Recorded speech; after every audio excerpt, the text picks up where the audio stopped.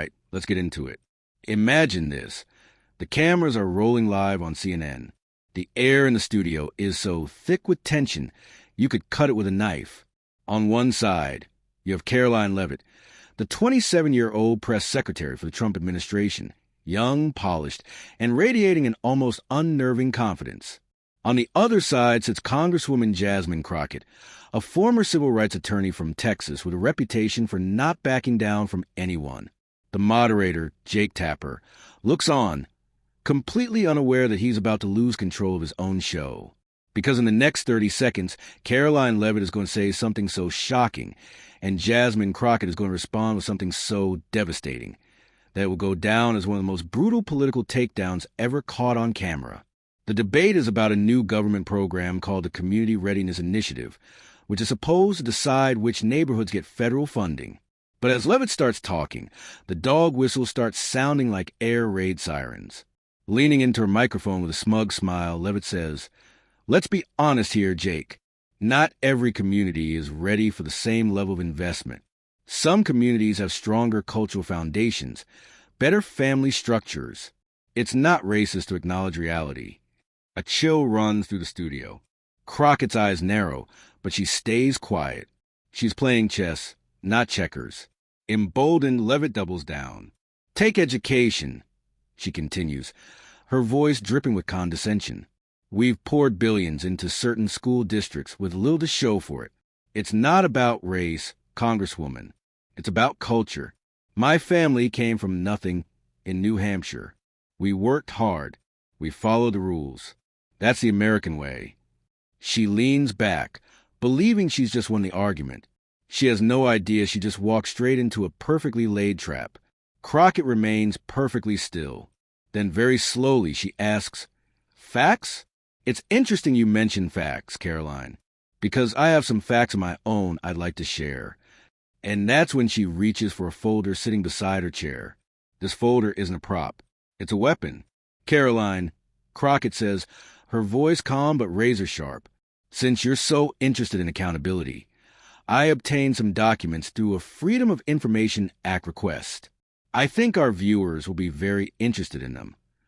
Leavitt's confident smirk flickers. "I'm not going to comment on alleged internal documents."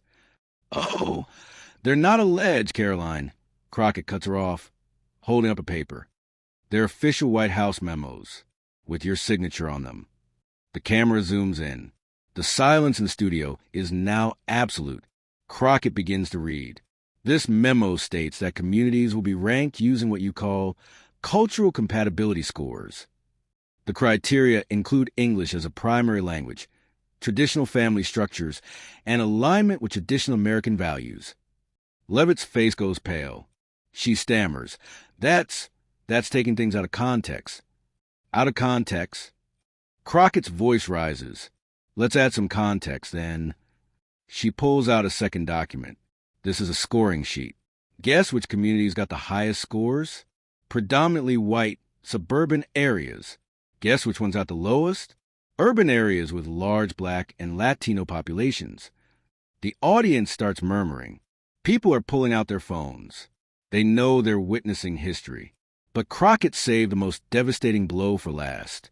"This," she says, holding up a third document, "is an email chain between your office and the Department of Housing.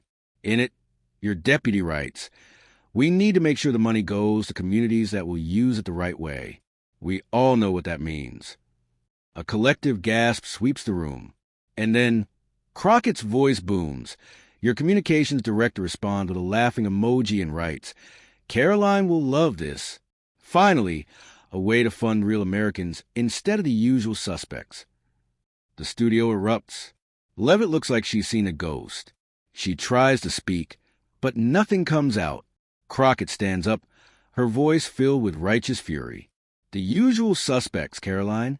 Is that what you call Black and brown families who need help? You sat here and lectured us about values, while your office was creating a system to starve our communities of resources, and you were laughing about it in emails." Leavitt finally finds her voice, but it's weak and shaky. "You're mischaracterizing.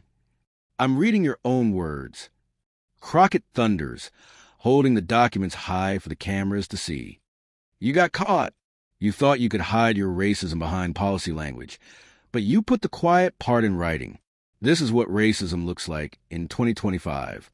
Not white hoods, but government memos with laughing emojis. The audience is on its feet, a wave of applause and cheers crashing through the studio. Karoline Leavit sits frozen, completely and utterly destroyed on live national television. In the aftermath, the internet exploded. Hashtag usual suspects and hashtag Crocket destroys trended worldwide for days. Congressional investigations were launched. The Community Readiness Initiative was immediately suspended, and the Department of Justice opened a civil rights probe. Karoline Leavit's career was left in ashes, but Jasmine Crocket became a national hero overnight, a symbol of accountability, a warrior who came to a debate not with talking points, but with receipts. It was a masterclass in speaking truth to power. It was a stunning reminder that while prejudice and discrimination love to operate in the shadows, they wither and die the second